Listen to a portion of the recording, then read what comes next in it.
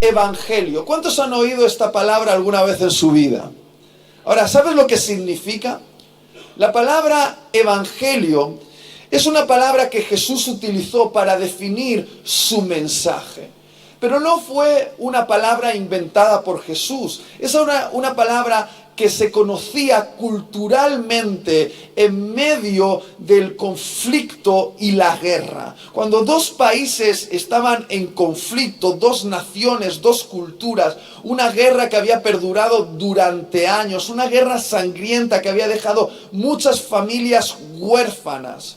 Y finalmente se lograba un acuerdo de paz entre las dos partes. Se redactaba un documento con los acuerdos de paz que se llamaba el Evangelion. En ese documento se ponían todos los acuerdos de paz entre esas dos naciones y había un mensajero que tomaba ese documento y corriendo iba a su país y anunciaba a viva voz desde las plazas, los mercados, las aldeas: tengo una buena noticia, tengo un evangelion, la guerra ha terminado. Y cuando Jesús definió su mensaje como evangelion, lo que estaba diciendo es que esto era una buena noticia, la buena noticia de que una guerra había terminado. Y la pregunta esta mañana es: ¿de qué guerra estaba hablando Jesús? Estaba hablando de la guerra entre los seres humanos y Dios. Porque en el paraíso, en el huerto del Edén, el ser humano declaró la guerra a Dios cuando se levantó en su contra y le dijo: Dios, no queremos que tú gobiernes sobre nosotros, nosotros vamos a decidir lo que es el bien y el mal y seremos nuestros propios señores. Ese día la raza humana levantó su puño contra Dios y le declaró la guerra. Ahora quiero que pienses en esto: en una guerra entre Dios y los seres humanos, ¿quién crees que iba a perder? Los seres humanos. Y por lo tanto, esto es una gran noticia por una sencilla razón. Porque Dios, aun siendo el ganador, Él decidió escribir un acuerdo de paz con nosotros, sus enemigos. Pero no lo hizo sobre un papel, sino que lo hizo sobre una cruz. Y no lo hizo con tinta, sino que lo hizo con sangre. Y esa es la buena noticia. Ahora, ¿cuántos aquí están de acuerdo conmigo en que para que haya una buena noticia, primero tiene que haber una mala situación, ¿verdad? Y muchas veces intentamos decirle a la gente que tenemos una buena noticia, pero no les resulta tan buena porque no saben que están en una mala situación. Y durante los próximos 30 minutos, escúchame bien, voy a intentar plantear delante de ti la mala situación en la cual nos encontrábamos tú y yo. Va a ser un momento tenso, nos vamos a sentir todos incómodos, vas a tener ganas de levantarte de la silla y marcharte, pero te aseguro que cuando entiendas la mala situación en la que te encontrabas, vas a vivir con un profundo agradecimiento por esta buena noticia. ¿Está bien? Ahora me tienes que aguantar hasta el final. Hablemos primero de pecado. ¿Alguien ha oído esta palabra alguna vez? ¿Sabes lo que significa? A veces pienso que no, porque he oído una cantidad de tonterías acerca de lo que es el pecado. He oído cosas como estas: el sexo es pecado, el vino es pecado, el baile es pecado. Y quiero que me entiendas lo que te voy a decir. Ni el sexo, ni el vino, ni el baile es pecado. Por una sencilla razón: porque el pecado no son objetos externos a nosotros. El pecado es un asunto interno del corazón. Lo dice este texto, 1 Juan 3:4.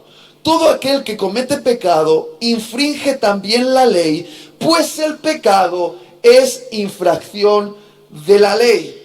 El pecado no es algo que ocurre fuera de nosotros. El pecado es algo que ocurre dentro de nosotros. Es una actitud de rebelión contra la ley de Dios. Dios ha establecido una ley que gobierna el universo, una ley que regula cómo ha de practicarse el sexo, cuáles son las medidas para beber vino, de qué manera deberíamos bailar. Él ha establecido una ley para todo lo que gobierna el universo. Y el pecado es decir a Dios: Dios, no me importa tu ley, yo soy ley para mí mismo y yo decido cómo voy a hacer las cosas. Eso es el pecado. No es algo fuera de nosotros, es algo dentro de nosotros. Dime una cosa, ¿un cuchillo es bueno o es malo? ¿Un cuchillo es bueno o es malo? Ni bueno ni malo, es amoral. Porque con ese mismo cuchillo yo te puedo preparar una rica comida o lo puedo usar para asesinarte. Por lo tanto, ¿dónde se encuentra el pecado? ¿En el cuchillo o en el corazón del hombre que lo empuña? En el corazón del hombre. Ahora, yo encuentro algo en mi corazón que creo que tú vas a saber de lo que te hablo. Yo siento que mi corazón constantemente anhela revelarse a la ley de Dios. Y con la ley de Dios yo siento lo mismo que sentía con las normas de la casa de mis padres cuando mi mamá me imponía sus leyes. Yo era un adolescente y yo no podía entender por qué mi mamá me prohibía beber Coca-Cola en el desayuno, la comida y la cena. Era algo que yo no podía entender. Yo pensaba que esa ley de mi mamá de no beber Coca-Cola en el desayuno, la comida y la cena era para arruinarme la vida. Era para coartar mi libertad. Y yo muchas veces me sentía así con mi madre: es que yo no entiendo tus leyes. Y yo deseaba rebelarme y guardaba una Coca-Cola en mi habitación, y cuando ella no me veía sacaba la Coca-Cola y me bebía la Coca-Cola. ¿Por qué? Porque tenía una mente infantil. Cuando llegué a madurar entendí una cosa que quizá muchos aquí todavía no han entendido, que es que las leyes de mi mamá eran por amor. Eran para crearme una atmósfera segura donde yo pudiese desarrollarme con salud.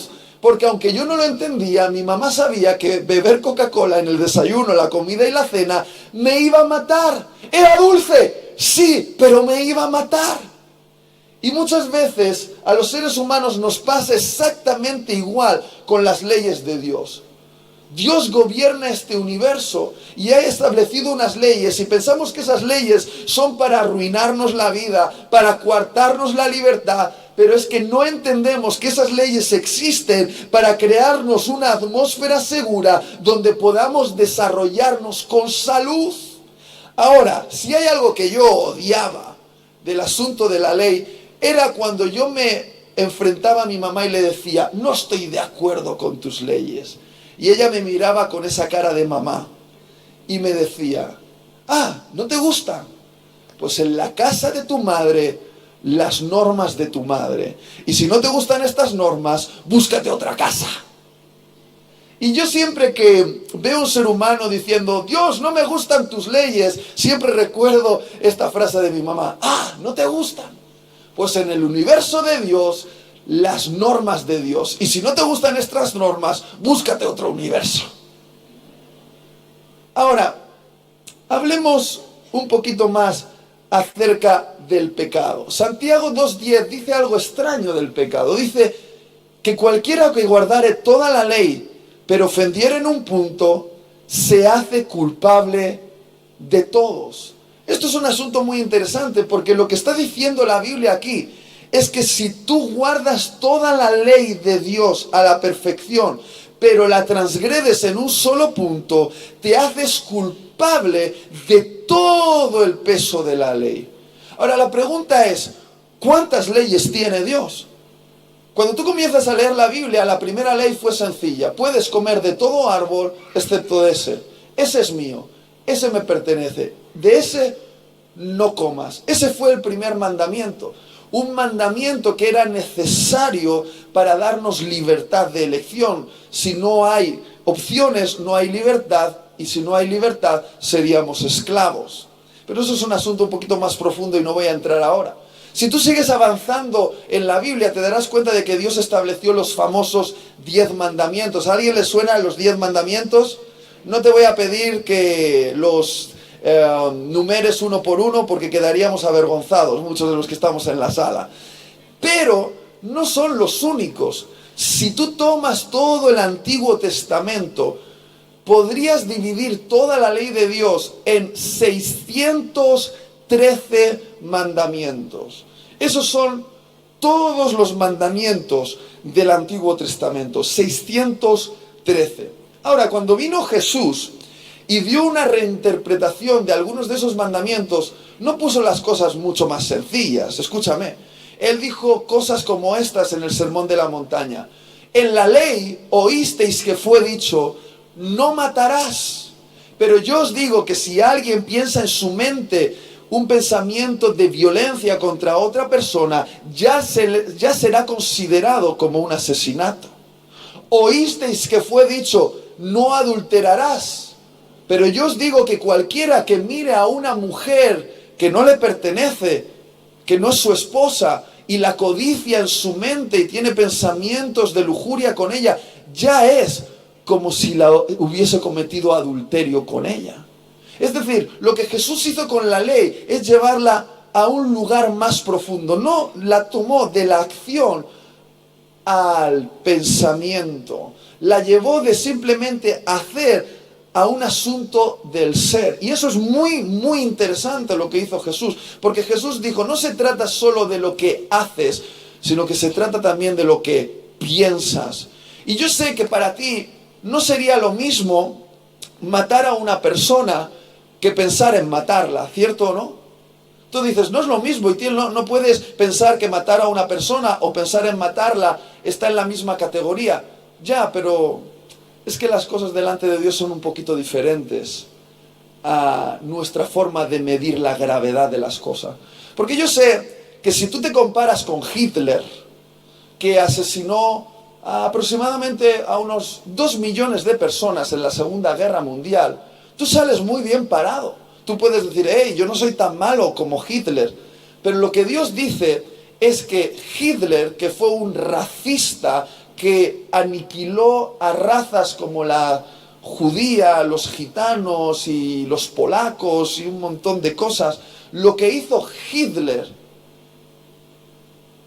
es comparable a ese pensamiento secreto en tu mente cuando te cruzas con un migrante y dices, ¿por qué no vuelves a tu país? ¿Qué estás haciendo aquí? ¿Pero qué te quieres tú? Y yo sé que tú dirás, Itiel, no puedes compararlo, no está en el mismo rango. Uno asesinó a 2 millones de personas y yo solo he tenido un pequeño pensamiento racista. Muy bien, para Dios la diferencia puede ser cuantitativa, pero no cualitativa. Es decir, puede haber una diferencia en número, pero no en esencia. Lo que Dios está diciendo es, querido, querida, para mí el árbol o la semilla de donde proviene ese árbol es exactamente igual de tóxica. ¿Por qué? Porque tienen el mismo ADN. ¿Entendéis lo que quiero decir? ¿Entendéis lo que quiero decir? No lo estáis entendiendo bien, porque normalmente lo que nos pasa es que no nos sentimos tan malos.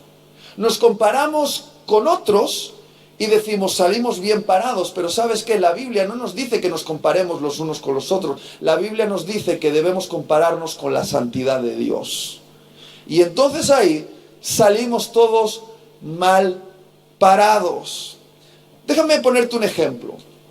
Si yo te dijese que esta botella de agua contiene agua al 99% agua mineral pura, pero solo un 1% de pipí de rata.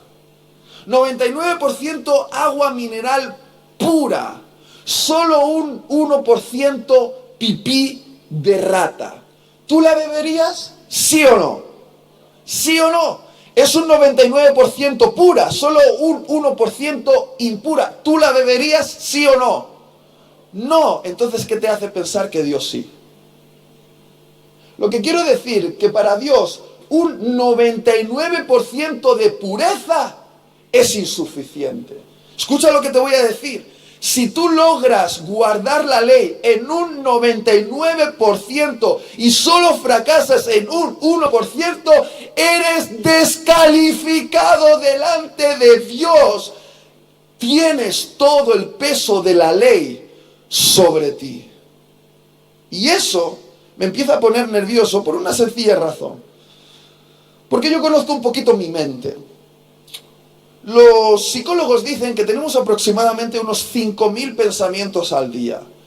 Se cree que las mujeres 10.000, los hombres 1.000, se hace la media y ahí salen 5.000.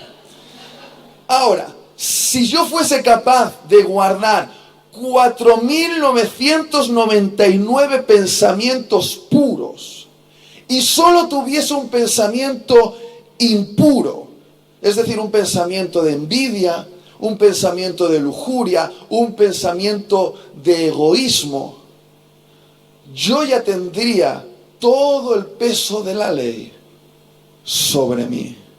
Y quiero hacerte una pregunta un poquito incómoda esta mañana. ¿Cuántos piensan que en lo que lleváis de semana, qué digo de semana, lo que llevamos de fin de semana, o casi lo que llevamos de hoy, del día domingo, habéis transgredido en pensamiento, palabra o acción de alguna manera la ley de Dios? Levanta tu mano con honestidad si crees que la has transgredido.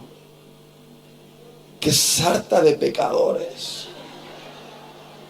Mira, qué bueno que hayas dicho que sí, porque la Biblia dice, 1 de Juan 1:8, si decimos que no tenemos pecado, nos engañamos a nosotros mismos. Romanos 3:10, no hay justo ni aún uno. Por lo tanto, si tú no hubieses levantado la mano, quiere decir que ya estás pecando porque te estás engañando a ti mismo. Y no hay peor cosa que engañarse a uno mismo. Ahora, uno puede decir, ya Itiel, pero los niños son seres puros. Quiero que entiendas lo que te voy a decir. Romanos 5:12 dice que como el pecado entró en el mundo por un hombre y por el pecado la muerte, así la muerte pasó a todos los hombres por cuanto todos pecaron. Hay una falsa interpretación allá afuera que dice que la maldad es un asunto cultural. Que, por ejemplo, arreglaríamos el asunto de los asesinatos de los hombres contra las mujeres si cambiásemos la cultura, eso que ellos llaman el patriarcado, por ejemplo. Pero no tiene nada que ver con eso, no tiene nada que ver con un asunto cultural, no tiene nada que ver con algo llamado patriarcado. En realidad tiene que ver con algo llamado pecado. Adán y Eva, nuestros tatarabuelos, decidieron transgredir la ley de Dios y al hacerlo se desconectaron de Dios y la muerte entró en la raza humana. Y no solo Adán y Eva nos han transferido sus genes biológicos, sino también nos han transferido una herencia espiritual. Se llama la herencia del pecado. Nosotros teológicamente llamamos eso el pecado original. Es como una marca que todo ser humano lleva dentro desde el momento de su nacimiento. Uno no se lo cree mucho hasta que es padre de un bebé. Porque cuando uno ve un bebé dice, ¡ah! ¡Es un angelito! Pero de repente un día se da cuenta que es un angelito, pero es un angelito negro, el desgraciado. Porque mi bebé solo se ha relacionado conmigo, te lo puedo asegurar, y con su mamá, y nos hemos comportado delante de él con pulcritud. Pero de repente nuestro bebé, de la nada, actúa de maneras sorprendentes. Viene su primito a agarrarle un juguete y literalmente mi hija agarra el juguete fuerte y empuja a su primito y lo tira al suelo. Está siempre buscando la manera de revelarse a lo que yo le digo, no toques eso, y ella sabe, entiende que le estoy diciendo no, porque me mira y extiende un poquito la mano, le digo no, y la retira, la vuelve a estirar, le digo no, y la retira, y te das cuenta de que te está entendiendo, pero hay algo en ella que le impulsa a buscar cruzar los límites. ¿Alguien sabe de lo que estoy hablando? ¿Cuántos padres hay aquí que saben de lo que estoy hablando? Uno se pregunta, ¿quién le ha enseñado a mentir? ¿Quién le ha enseñado a ser egoísta? ¿Quién le ha enseñado a ser violento? Nadie, no lo ha hecho la cultura, es una cuestión que viene de fábrica. ¿Entendéis lo que quiero decir? ¿Por qué no le damos una pistola a un niño de 5 años? Porque la usaría. Porque no tiene desarrollado su concepto de causa-efecto, responsabilidad con las consecuencias. Es instintivo, y si de repente se enfadase con otro niño, sin saber mucho lo que haría, pero simplemente lo haría instintivamente, ¡pum!, dispararía. Es cierto, no es capaz de entender las consecuencias. Es instintivo, pero es lo que me preocupa, es instintivo. Es instintivo. ¿Entendéis lo que quiero decir? La Biblia dice claramente en Romanos 1, 29, 32, está hablando de ti, querido, están atestados de toda injusticia, fornicación, perversidad, avaricia, maldad, llenos de envidia, homicidios, contiendas, engaños y perversidades. Son murmuradores, calumniadores, enemigos de Dios, injuriosos, soberbios, vanidosos, inventores de males, desobedientes a los padres, necios, desleales, sin afecto natural, implacables, sin misericordia. Esos, nosotros, aunque conocen el juicio de Dios, que los que practican tales cosas son dignos de muerte, no solo las hacen, sino que también se complacen con los que las practican. Ahora, lo que más me impresiona de esta descripción de la humanidad es esta palabra: enemigo de Dios.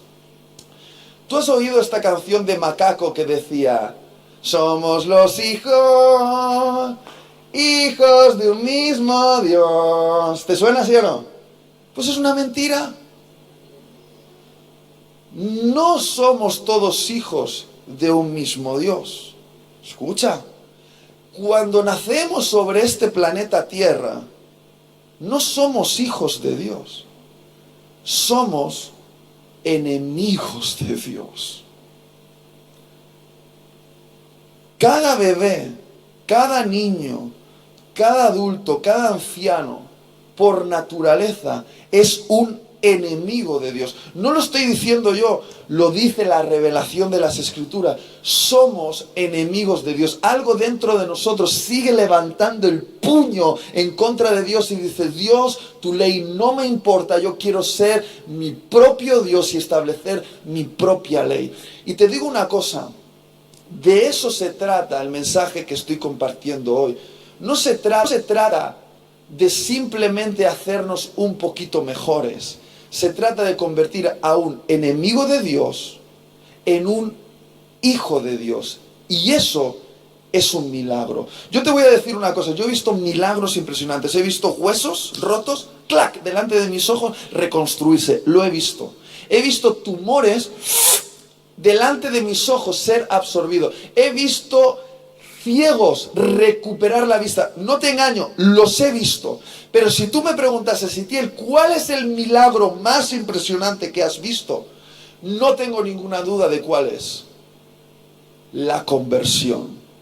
¿Qué significa eso? Significa que el corazón de un hombre, que es un enemigo de Dios, se convierte en el corazón de un hombre que es hijo de Dios.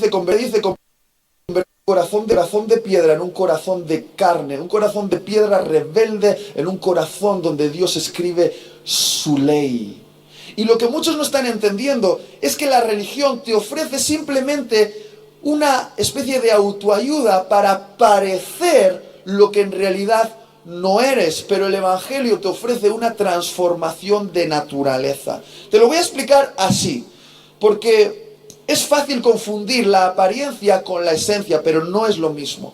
Yo recuerdo un tipo, un camionero, que era un vividor, se iba de prostituta, robaba, estaba casado con una mujer latina que era creyente. Bueno, hizo de esas cosas de casarse con un desgraciado siendo creyente, cosa que yo nunca llevo a entender muy bien, pero lo hizo. Y ella llevaba orando: ay, que mi marido se convierta, ay, que mi marido se convierta. Y una vez, ya de tanta insistencia, logró que su marido viniese a la iglesia.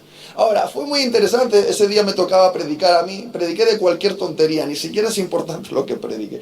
Pero vino la mujer, que yo la amaba muchísimo, me lo presentó y me dijo: ha venido mi marido. Y digo: ay, qué bien. Y el marido viene y me mira así, cara de camionero, y me dice: hey, he venido aquí por esta, ¿eh? Pero a a mí no me vas a convencer, ¿eh? Y digo, no, tú tranquilo, tú siéntate ahí. Y se sentó. Yo le estaba echando un ojo. Empezó la alabanza. El Espíritu Santo vino sobre él y se pasó la hora y media de reunión llorando. Llorando. Después de la predicación se levanta, se acerca a mí temblando y me dice, es que no sé lo que me pasa. Digo, tranquilo, vamos ahora. Le explico brevemente el Evangelio y digo, abre tu corazón, necesitas un Salvador, sabes que estás destruyendo tu vida. Y entonces hace la oración, se va a su casa y 3 días después me llama por teléfono y me dice, a ver, Pastor Itiel, ¿qué me habéis hecho? Digo, no, nada. Y dice, ¿qué me habéis hecho? Y digo, ¿pero a qué te refieres? Y me explica, me dice, mira Itiel, yo era de los tipos que una vez me contó la anécdota, me encontré una tarjeta de crédito cruzando peajes, haciendo un trayecto desde Barcelona a Alemania con su camión, y me encontré una tarjeta de crédito y la usé en todos los peajes, me daba igual. Yo era una persona así. Si podía mentir para ganar dinero, lo hacía. Pero el otro día me contó, me fui al supermercado y la cajera me devolvió 1 euro de más. Y yo me di cuenta y lo sabía y dije, qué bien, me lo metí en el bolsillo y fui saliendo del supermercado y cada paso que daba empecé a sentir algo dentro de mí como que me decía, no, no, no, no, no, no, no, no, no. Y me empecé a sentir tan mal y un dolor aquí dentro que hice lo que nunca he hecho en mi vida. Me di la vuelta, llevé el euro y se lo devolví a la cajera. Y me dijo, Itiel, ¿qué me habéis hecho? Y yo le dije, te has convertido. Dios te ha dado un nuevo corazón. Un corazón donde Él ha escrito su ley. Y no significa que ahora no tengas oportunidad de pecar, lo que significa que cada vez que lo hagas ahora te va a doler. ¿Entendéis de lo que estoy hablando? ¿Tiene sentido para alguien aquí? Hay gente que no entiende de lo que hablo, pero ¿cuántos habíais levantado la mano cuando os pregunté si habíais transgredido la ley de Dios? Levántala. Bueno, pues aquí tienes tu sentencia. Romanos 3, 6, 23. La paga del pecado es la muerte. Todos los que habéis levantado la mano tenéis una sentencia. Debéis morir. Ahora, cuando hablo de morir, no hablo de que tu corazón deje de latir o tus pulmones de respirar. No, estoy hablando de una muerte más profunda, lo que la Biblia llama la muerte eterna. También lo hemos llamado como el infierno. Y yo sé que esto no nos gusta hablarlo porque es un asunto desagradable, pero ¿sabes quién habló del infierno más que ninguna otra persona en la Biblia? Jesús.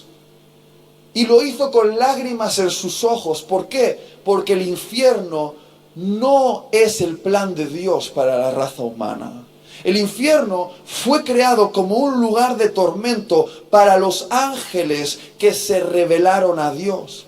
Pero tristemente todos aquellos que sigamos el camino de la rebelión tenemos un destino, el destino de la muerte eterna, el destino del infierno. Jesús describió el infierno de muchas maneras diferentes, como fuego, crujir de dientes, oscuridad. Yo no sé muy bien si son solo símbolos o son simplemente realidades, pero si son símbolos o realidades siguen siendo igualmente aterradoras. Y no me quiero imaginar qué significa eso. Lo que sí sé es una cosa, el infierno es ausencia de Dios por la eternidad. Y el infierno no es algo que Dios quiere para nosotros, es algo que nosotros decidimos para nosotros. Es cuando decimos a Dios, Dios, yo no te quiero en mi vida, Dios te concede tu deseo, no me tendrás por toda la eternidad. Y eso es un asunto serio, porque en el infierno no va a haber fiesta, no va a haber disfrute, no va a haber alegría, porque todo eso deriva de Dios. Y en un lugar donde Dios no está, es un lugar de terrible soledad eterna. ¿Entendéis lo que quiero decir? ¿Cuántos habíais levantado la mano? ¿Cuántos habíais levantado la mano? Muy bien, deberíais ir al infierno. ¿Os lo han dicho alguna vez?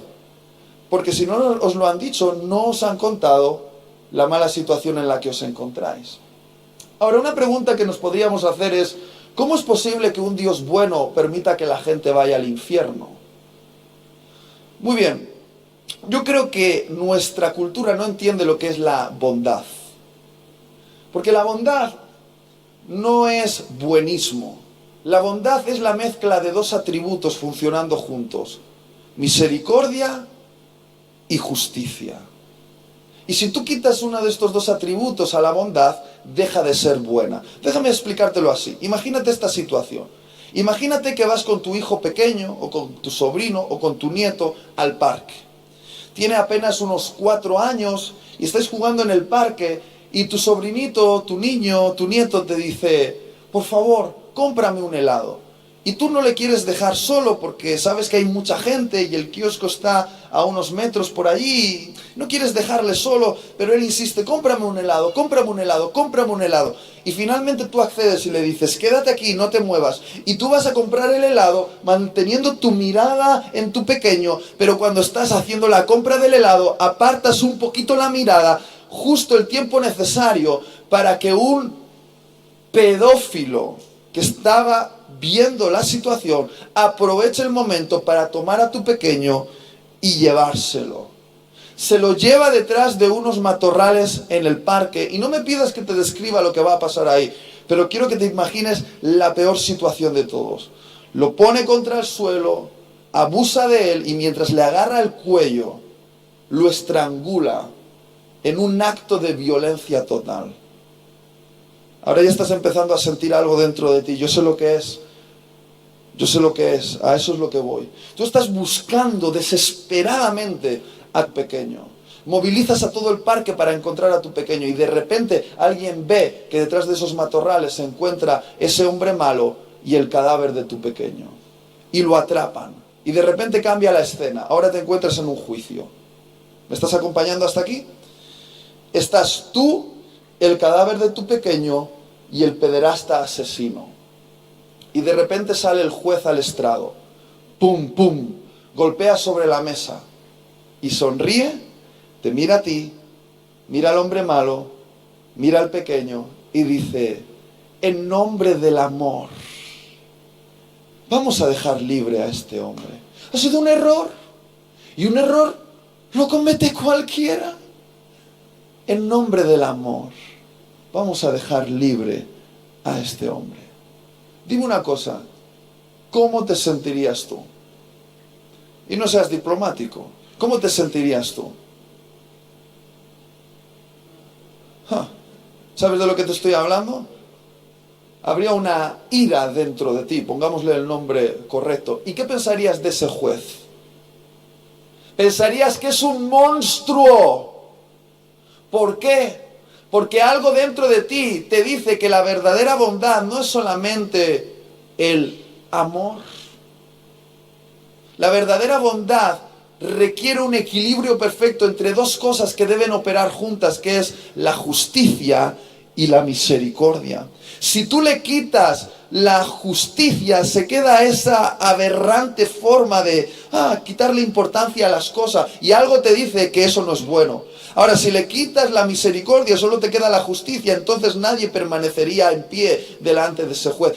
Y eso tampoco es bueno. Nosotros sabemos que la verdadera bondad, sobre todo los padres sabemos que la verdadera bondad es ser justos y misericordiosos. Y operar en ese equilibrio es muy difícil, pero es la única manera. Ahora, ¿qué nos dice la Biblia acerca de tu pecado? Porque tengo una noticia para ti. Hay un juicio por tu delito. ¿Cuántos habéis levantado la mano? La Biblia dice que cada uno de nuestros pensamientos, palabras y actos han quedado registradas en el libro de Dios. Y toda transgresión ha de ser juzgada justamente. Y tengo una noticia para ti. El asesino y el pederasta de esta historia eres tú. Eres tú. Y la cuestión es, ¿qué va a pasar? Porque la justicia de Dios requiere que todo pecado sea pagado con muerte. Y solo hay una opción cuando nos presentemos delante de este juez. Y no será compararnos con otros y decir, hey, pero yo no fui tan malo como ese. Dios te dirá, no estamos comparándonos los unos con los otros, nos estamos comparando con la ley de Dios. Y con la ley de Dios tú sales culpable. Ese día solo habrá una pregunta y es esta: ¿quién pagará tu pecado? Y solo hay dos respuestas: o lo pagas tú o lo paga Cristo. Tengo una buena noticia, probablemente la mejor noticia de todo el universo, y espero que ahora entiendas la gran noticia que te voy a compartir. La justicia de Dios requiere que todo pecado sea pagado con muerte, pero la misericordia de Dios hace que Jesús se ofrezca a pagar con su propia muerte en nuestro lugar. Esto es lo que dicen las Escrituras, que en la cruz la justicia y la misericordia se besaron en un equilibrio perfecto. Dios no puede dejar de ser justo, por lo que todo pecado merece ser castigado debidamente con muerte, pero Dios no puede dejar de ser misericordioso, por lo que Él se ofrece a pagar las consecuencias de nuestro pecado en nuestro lugar. Es lo que se llama el sacrificio sustitutorio. ¿Habéis leído alguna vez la Biblia? Si no la has leído ni una vez en tu vida, tienes un serio problema. Deberías leerla. Pero si la has leído una vez, te darás cuenta de que las primeras páginas de la Biblia, casi toda la Biblia, hasta el Evangelio, está cubierto de sangre.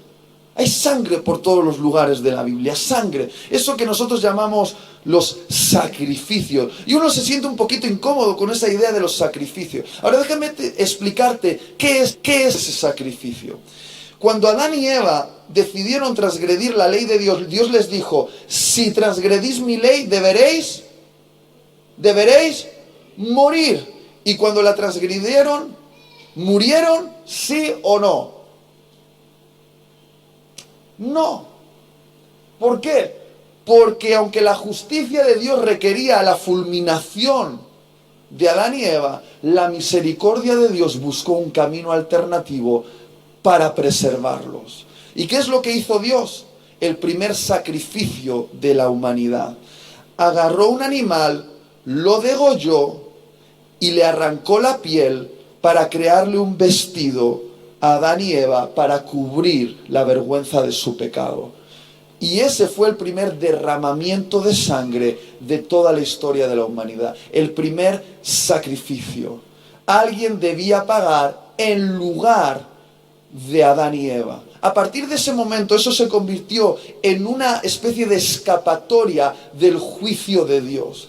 De hecho, el pueblo de Israel acostumbraba a hacer lo que se llamaba el sacrificio sustitutorio. Un padre de familia traía un cordero sin mancha, un cordero joven, un cordero que no tuviese ninguna enfermedad, y lo traía en representación de toda la familia. Lo llevaba delante del sacerdote, que era un intermediario entre Dios y los hombres, y lo ponía sobre el altar del sacrificio. Entonces el sacerdote pedía al padre de familia que pusiese sus manos sobre la cabeza del cordero. Y cuando hacía eso, lo que estaba haciendo el padre de familia era transferir toda la responsabilidad del pecado de él y el pecado de su familia sobre ese cordero.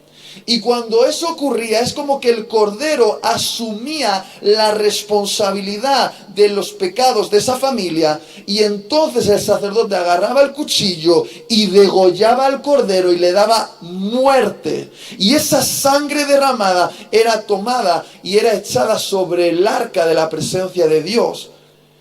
Y se ponía un poquito sobre la cabeza del padre de familia, y el sacerdote decía: Dios, que haya paz entre ellos y tú, porque ha quedado cubierto su pecado. Ahora bien, esto se hacía año tras año, porque un animal nunca podría sustituir realmente a un hombre, porque un animal es un animal y un hombre es un hombre. Era requerido que un hombre pagase en lugar de un hombre, pero como todos los hombres fuimos malos, ¿quién pagaría? No había bebé sobre la tierra que estuviese limpio. Entonces la pregunta es, ¿quién pagaría en nuestro lugar? Tengo una buena noticia. Dios nos miró con todas nuestras debilidades y dijo, yo pagaré. Y se hizo hombre en forma de Jesús, un hombre que nació en este mundo en igual condición que Adán, exactamente igual. Por eso la Biblia lo llama el último Adán. Nació sin pecado, igual que Adán. Pero a diferencia de Adán, Jesús vivió en completa justicia. No un 99% de justicia, sino un 100% de justicia. Cumplió la ley de Dios a la perfección. Lo que Adán no pudo hacer, lo hizo Cristo. Por eso cuando el profeta Juan vio a Jesús, dijo, este es el Cordero de Dios que va a quitar el pecado del mundo. No lo va a cubrir como lo hacían los animales. Lo va a quitar, lo va a erradicar. Este es el hombre que estábamos esperando. Adán fracasó, pero este hombre va a triunfar. Y donde Adán fracasó, este hombre va a tener victoria. No sé si estás entendiendo lo que quiero decir. Es la mejor noticia de todas. Porque en esa cruz, Jesús murió tu muerte para que tú puedas vivir su vida. A ver si entiendes lo que quiero decir. En esa cruz ocurrió un cambio, una sustitución, de alguna manera simbólica. Me gusta decirlo así. Es como que Dios agarró el corazón de Jesús, lo sacó y agarró tu corazón y lo sacó y dijo, ahora lo cambio de lugar. ¡Pah! Y le puso a Jesús tu corazón de piedra y te dio a ti el corazón justo de Jesús. No sé si estás entendiendo. Lo que estoy intentando decir es que Dios trató a Jesús en la cruz con el trato que tú te merecías, para que Dios te trate a ti ahora con el trato que Jesús se merecía. Esto es una gran noticia. No es solo una buena noticia, es la mejor noticia de todas. Y déjame terminar con esto. Yo no me puedo quitar de la cabeza mi agradecimiento al pensar en ese lugar donde Jesús tomó la decisión de sustituirnos en la cruz. Porque hace milenios un hombre puro, debajo de un árbol, en un jardín, tomó la decisión de rebelarse a Dios y la muerte nos afectó a todos nosotros. Este se llamaba Adán. Pero hace 2000 años, otro hombre puro, debajo de un árbol, en un jardín, tomó una decisión que nos trajo vida a todos. Ese se llama Jesús. Y me encanta cómo se conecta esa historia entre dos jardines, el Edén y Getsemaní. Y en Getsemaní vemos algo muy extraño en Jesús, le vemos temblar de miedo. Y yo sé algo de Jesús. Jesús era el hombre más valiente de este universo. Y dice literalmente que tenía tanto miedo que temblaba en una agonía profunda y sudaba grandes gotas de sangre. Eso no es un recurso poético, eso es lo que ocurrió literalmente. Jesús sudaba grandes gotas de sangre, es lo que se conoce como la hematohidrosis. Es cuando la tensión de tu cuerpo se eleva a niveles tan grandes que tu corazón empieza a latir tan fuerte que la sangre se bombea por todos los lugares de tu cuerpo y los pequeños capilares sanguíneos de tu piel explotan y literalmente por los poros de tu piel se libera la sangre en forma de sudor. Los médicos dicen que eso solo puede pasar si una persona es sometida a una gran presión en su alma, una presión insoportable. Ahora, ¿te imaginas la presión a la que estaba siendo sometido Jesús en ese lugar? Y la pregunta es, ¿a qué le tenía miedo? ¿Le tenía miedo a los látigos que le iban a abrir la espalda? ¿Iban a dejar sus músculos y huesos al descubierto? ¿O quizá le tenía miedo a esos clavos que iban a triturar sus nervios aquí en las muñecas mientras era clavado en una cruz? ¿O le tenía miedo a esa corona de espinas que iba a atravesar su sien? ¿A qué le tenía miedo?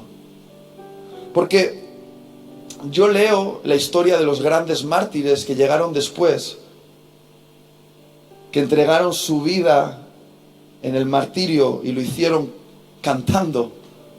Y me pregunto, ¿acaso Jesús era más cobarde que todos ellos? Y la respuesta es no.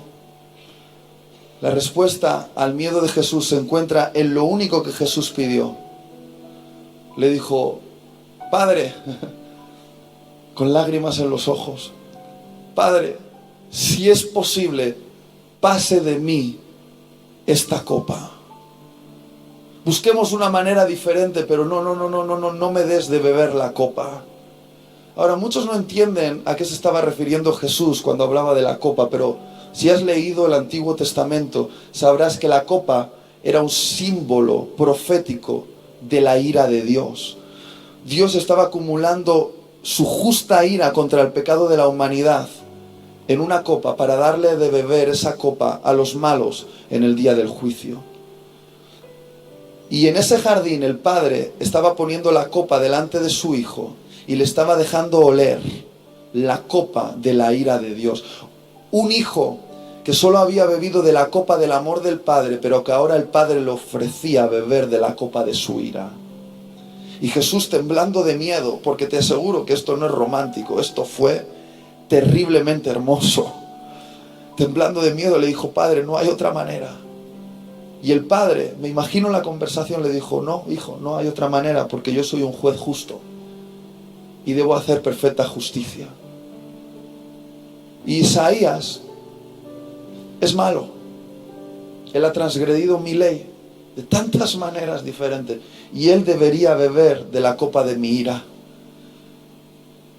Pero yo le quiero porque le cree para mí.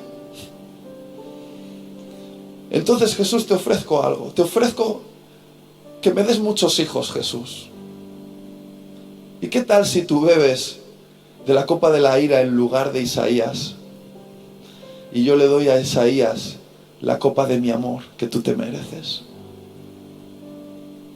Y probablemente esa noche también salió el nombre de Cer. O tu nombre, o tu nombre, o tu nombre. Y el único motivo por el cual Jesús lo hizo fue por darle ese gozo al Padre, el gozo de tener muchos hijos.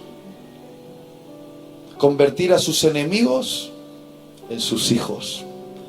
Y le dijo, está bien, Padre, pues no se haga mi voluntad. Y aunque me duela, que se haga la tuya. Y donde Adán fracasó en la obediencia, Jesús triunfó por todos nosotros. Y agarró esa copa. Y escucha, cuando estaba clavado en la cruz, luchando por respirar, él gritó, Eloí, Eloí, lama sabactani, que traducido es, Dios mío, ¿por qué me has abandonado? Es un momento terrible y hermoso a la vez, donde los teólogos dicen que todo el pecado de la humanidad, tu pecado, mi pecado, el pecado de nuestro pasado, nuestro presente y hasta el de nuestro futuro, vino sobre Jesús y Jesús se convirtió literalmente en una masa de pecado. Y el Padre, que no puede tener comunión con el pecado, por primera vez en toda la eternidad hizo algo. Se desconectó de su Hijo y le dio la espalda en la cruz para mirarte a ti y a mí a la cara. Y durante un tiempo infernal, el Padre derramó cada gota de esta copa de la ira sobre su Hijo Jesucristo, hasta la última gota. Y cuando la última gota fue derramada sobre su Hijo Jesucristo, Jesús gritó, consumado es, que quiere decir, ya está hecho, ya está pagado, ya se ha terminado. No se puede añadir nada, no se puede quitar nada. Solo lo puedes aceptar o lo puedes rechazar. Nada más que eso. Y esta es mi buena noticia. Es la mejor noticia de todas. Y es la que te predicaría si el avión estuviese a punto de estrellarse, el barco estuviese a punto de hundirse o el edificio estuviese a punto de quemarse. Porque esta es la historia del Evangelio. Así se firmó la paz entre Dios y tú. Esto no es un amor romántico, es un amor que se desgarró y hace eco en todo el universo. ¿Y sabes lo que ha hecho Dios? Jesucristo resucitó y la Biblia dice que se ha convertido en nuestro abogado defensor. O sea, imagínate, tienes a Dios el juez y al abogado defensor, son familia y son tu familia.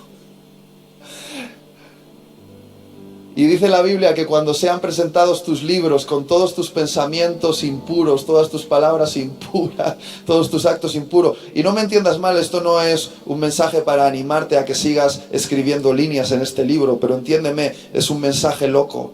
La Biblia dice que cuando el padre esté leyendo esto, el hijo le dirá, papi, dámelo.